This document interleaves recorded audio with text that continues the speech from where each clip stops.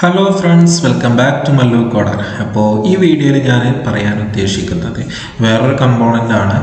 Okay, അപ്പോൾ ആ കമ്പോണൻറ്റിൻ്റെ പ്രത്യേകത എന്താണെന്ന് വെച്ചാൽ നമ്മൾ കാർഡ് വ്യൂവിൻ്റെ പ്രോപ്പർട്ടീസിൽ പഠിച്ചിട്ടുണ്ട്. നമുക്ക് പാഡിങ് 0 ആക്കി കഴിഞ്ഞിട്ടാണെങ്കിൽ അതിൻ്റെ ഉള്ളിൽ ഇൻസൈഡ് കൊടുക്കുന്ന കമ്പോണൻസും കാര്യങ്ങളൊക്കെ എന്തായിട്ട് ഫില്ലായിട്ട് എന്ത് കാണിക്കുമെന്ന് ഞാൻ പറഞ്ഞിട്ടുണ്ടായിരുന്നു. അപ്പോൾ അതിനേക്കാൾ കുറച്ചുകൂടി എന്ത് ചെയ്യാൻ വേണ്ടിയിട്ട് നമുക്ക് ഒരു കമ്പോണൻ്റ് എന്ത് ചെയ്യണം, നമുക്ക് വേറെ കമ്പോണൻറ്റിൻ്റെ കുറച്ചും കൂടി സ്പേസ് കുറക്കണം. രണ്ട് കമ്പോണൻ്റ് അടുപ്പിച്ച് വരികയാണ്. ഓക്കെ, അപ്പോൾ അത് തമ്മിലുള്ള സ്പേസ് കുറക്കാൻ വേണ്ടിയിട്ട് അങ്ങനെയൊക്കെ യൂസ് ചെയ്യാവുന്ന ഒരു കമ്പോണൻ്റാണ് ഡെക്കറേഷൻ കമ്പോണൻ്റ്. ഓക്കെ, അതിനാകെ അവർ 2-3 ബ്ലോക്കറ്റ് പ്രൊവൈഡ് ചെയ്യുന്നുള്ളൂ. ഓക്കെ, അപ്പോൾ അത് കമ്പോണൻസുകൾ തമ്മിലുള്ള അകലം കുറക്കാൻ വേണ്ടിയിട്ട് നമുക്ക് എന്ത് ചെയ്യാം, മാർജിനാണ്. രണ്ട് കമ്പോണൻസ് തമ്മിൽ മാർജിൻ കാണും. അപ്പോൾ അതെന്ത് ചെയ്യാൻ പറ്റും, നമുക്ക് ഉദ്ദേശിച്ച തരത്തിൽ എത്ര വിഡ്ത്ത് എത്ര ഹൈറ്റ് വേണം എന്നുള്ളത് നമുക്ക് എന്ത് ചെയ്യാൻ പറ്റും, ആ ബ്ലോക്ക് പോയി തീരുമാനിക്കാൻ പറ്റും. അപ്പോൾ അത് കിടക്കുന്നത് യൂട്ടിലിറ്റീസിൽ തന്നെയാണ്.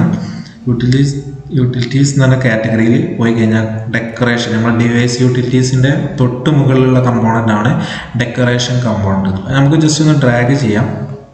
ഓക്കെ, ഇതൊരു ഇൻവിസിബിൾ കമ്പോണൻ്റ് തന്നെയാണ്. അപ്പം ഞാൻ ഒരു എക്സാമ്പിൾ കാണിക്കാം. ഞാനിവിടെ ഒരു ബട്ടൺ ക്രിയേറ്റ് ചെയ്തു, അതുപോലെ തന്നെ വേറൊരു ബട്ടണും കൂടി അവിടെ ക്രിയേറ്റ് ചെയ്യും. ഓക്കെ, ഞാൻ ഈ എമുലേറ്റർ നോക്കാം. ഇവിടെ ഒരു സ്പേസ് കണ്ടില്ലേ. ഓക്കെ, എനിക്ക് ഈ സ്പേസ് കൂട്ടാനും കുറക്കാനും വേണ്ടിയിട്ട് നമുക്കൊരു എന്ത് ചെയ്യാൻ പറ്റും, ഒരു ബ്ലോക്ക് യൂസ് ചെയ്യാൻ പറ്റും. അപ്പം ഞാനത് ബ്ലോക്ക് പോയി കാണിച്ചു തരാം. ഡെക്കറേഷൻ കമ്പോണൻ്റ് ഇവിടെ ഈ 3 ബ്ലോക്ക് കൊടുത്തിരിക്കുന്നത്. ഒന്നാമത്തെ ബ്ലോക്ക് എന്നുള്ള സെറ്റ് മാർജിൻ, ഇതാണ് ഞാൻ പറഞ്ഞത്. രണ്ട് കമ്പോണൻറ്റുകൾ തമ്മിലുള്ള ഡിസ്റ്റൻസ് സ്പേസ് എന്ത് ചെയ്യാൻ പറ്റും, നമുക്ക് സ്പെസിഫൈ ചെയ്യാൻ പറ്റും. ഓക്കെ, നമുക്ക് എന്ത് ചെയ്യണം, പറ്റ കുറക്കണം എന്നുണ്ടെങ്കിൽ എന്തിലേക്ക് പോയാൽ മതി, മൈനസ് വാല്യൂവിലേക്ക് പോയാൽ മതി. ഇനി കൂട്ടണം എന്നുണ്ടെങ്കിൽ 10, 20 അങ്ങനെ കൂടി പോകാം. അപ്പോൾ അതിനനുസരിച്ച് എന്തുണ്ടാവും, അതിൻ്റെ സ്പേസ് കൂടുകയും കുറയുകയും ചെയ്യും. അപ്പോൾ ഏറ്റവും ബെസ്റ്റിലാണ് സെറ്റ് മാർജിൻ എന്നുള്ള ഈ ബ്ലോക്ക് ഒന്ന് യൂസ് ചെയ്യാം. ഞാനിത് നമുക്ക് കോൾ ചെയ്യാൻ വേണ്ടിയിട്ട് സ്ക്രീൻ ഇനീഷ്യലൈസ് ബ്ലോക്കിൽ യൂസ് ചെയ്യാം. അപ്പോൾ ഇവിടെ കമ്പോണൻ്റ് എന്നുള്ള വാല്യൂ ഒരു പാരാമീറ്റർ നമ്മൾ കൊടുക്കേണ്ടതുണ്ട്. അപ്പോൾ ഏത് കമ്പോണൻറ്റിൻ്റെ സ്പേസ് ആണ് നമുക്ക് വേറെ കമ്പോണൻറ്റിൽ നിന്ന് കുറയ്ക്കേണ്ടത്, ആ കമ്പോണൻ്റ് ആണ് അവിടെ കൊടുക്കേണ്ടത്. അപ്പോൾ എനിക്ക് ഈ ബട്ടൺ 2ൻ്റെ സ്പേസ് കുറക്കണം. അപ്പോൾ അതിന് വേണ്ടി ബട്ടൺ 2ൽ ക്ലിക്ക് ചെയ്തിട്ട് ഏറ്റവും അവസാനത്തെ ഈ കമ്പോണൻ്റ് ആണ് ഇവിടെ കൊടുക്കേണ്ടത്, ഏറ്റവും അവസാനത്തെ കമ്പോണൻറ്റ്. പിന്നെ ഇവിടെ വാല്യൂ എന്നുള്ളത് നമുക്ക് എന്ത് കൊടുക്കാം, ഇവിടെ ഒരു ലിസ്റ്റ് ആയിട്ട് ഒരു കോമ സെപ്പറേറ്റഡ് വാല്യൂ ആയിട്ടും കൊടുക്കാം. പിന്നെ ഒറ്റ വാല്യൂ ആയിട്ട് എന്ത് ചെയ്യുക, ഇൻഡിജറിൽ നമുക്കിപ്പോൾ എല്ലാ ഭാഗത്തും ഒരേ സ്പേസ് ആണ് നമുക്ക് കുറയ്ക്കേണ്ടത്. അപ്പോൾ എന്ത് ചെയ്താൽ മതി, ഒറ്റ വാല്യൂവിൽ ഇങ്ങനെ എനിക്കിപ്പോൾ എന്ത് ചെയ്യണം, അതിൻ്റെ സ്പേസ് കുറക്കണം. ഓക്കെ, ഞാൻ പറഞ്ഞു ഇതിൻ്റെ ഇടയിൽ ചെറിയൊരു സ്പേസ് ഉണ്ട്. എനിക്കത് കുറയ്ക്കാൻ വേണ്ടിയിട്ട് എനിക്ക് മൈനസ് വാല്യൂകൾ യൂസ് ചെയ്യാം. ഞാനൊരു -6 യൂസ് ചെയ്യണം. ഓക്കെ, അതിൻ്റെ മാർജിൻ -6 ആക്കിയിട്ടുണ്ട്. ഇനി നമുക്ക് എങ്ങനെ എഫക്റ്റ് ആവുന്നത് ടെസ്റ്റ് ചെയ്ത് നോക്കാം. റിഫ്രഷ് ചെയ്യുന്നുണ്ട്, കണ്ടോ, ഇതിൻ്റെ സ്പേസ് കുറച്ച്, ഇതിൻ്റെ ഇടയിലുള്ള സ്പേസ് കുറയും. വേറെ ഒന്ന് ശ്രദ്ധിച്ചാൽ നിങ്ങൾക്ക് മനസ്സിലാവും, ഈ ബട്ടൺ എങ്ങോട്ട് പോയിട്ടുണ്ട്, സ്ക്രീനിൻ്റെ സൈഡോട്ട് കുറച്ചും കൂടി സൈഡോട്ട് മാറിയിട്ടുണ്ട്. അത് കാരണം എന്തെന്ന് വെച്ചാൽ ഞാനിവിടെ ഈ -6 കൊടുത്തത് എല്ലാ ഭാഗത്തേക്കും എന്ത് ചെയ്യും, ഇത് സ്പേസ് കുറയ്ക്കും. ഓക്കെ, ഇനി നമുക്ക് ഒരു ഭാഗത്തേക്ക് മാത്രമാണ് കുറയ്ക്കേണ്ടതെന്നുണ്ടെങ്കിൽ ഇവിടെ ടെക്സ്റ്റ് ബോക്സ് യൂസ് ചെയ്തിട്ട് എന്ത് കൊടുക്കാം, ഓരോ വാല്യൂ ഓരോ ഭാഗത്തേക്കുള്ള അതിങ്ങനെ ടോപ്പ് ലെഫ്റ്റ് റൈറ്റ് ബോട്ടം അങ്ങനെയാണ് വാല്യൂ നമ്മൾ കൊടുക്കുക. ഓക്കെ, നമുക്ക് എന്ത് ചെയ്യാം, നിങ്ങൾക്ക് ഇങ്ങനെ ഓരോന്ന് ടെസ്റ്റ് ചെയ്ത് നോക്കിയാൽ മതി, ഏതാണ് നമുക്ക് കംഫർട്ട് ആകുന്നത് അവിടെ വെച്ചിട്ട് ഇങ്ങനെ വാല്യൂ നിർത്താം. ഓക്കെ, എനിക്ക് ലെഫ്റ്റ് ഭാഗത്ത് ആദ്യം തന്നെ ബോട്ടത്തിൽ എന്ത് ചെയ്യുക, -6. എനിക്ക് ലെഫ്റ്റിൽ ഇങ്ങനെ ഒരു കോമ ഇടുക, ലെഫ്റ്റിൽ ഒരു മൈനസ് വേണ്ട 0 കൊടുക്കുക. ഓക്കെ, ഓക്കെ, നമുക്കൊന്ന് മാറ്റം വരുത്തണ്ട. ഇനി മറ്റേ സൈഡിലും 6 കൊടുക്കും, -6.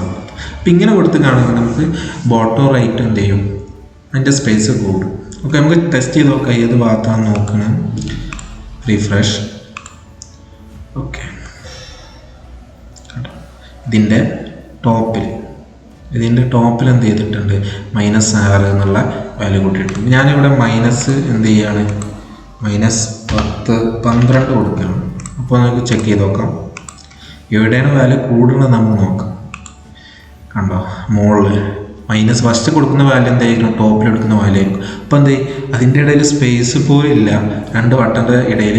അപ്പോൾ അതിനനുസരിച്ച് എന്ത് ചെയ്യാം, നമുക്ക് സ്പേസ് കുറക്കാൻ വേണ്ടിയിട്ട് മൈനസ് വാല്യൂ ഇങ്ങനെ കൂട്ടി നിങ്ങൾക്ക് ഏതാണോ കംഫർട്ട് എന്നുള്ള മൈനസ് എത്രയാണോ എത്തേണ്ടത് അവിടെ ടെസ്റ്റ് ചെയ്ത് നോക്കുക.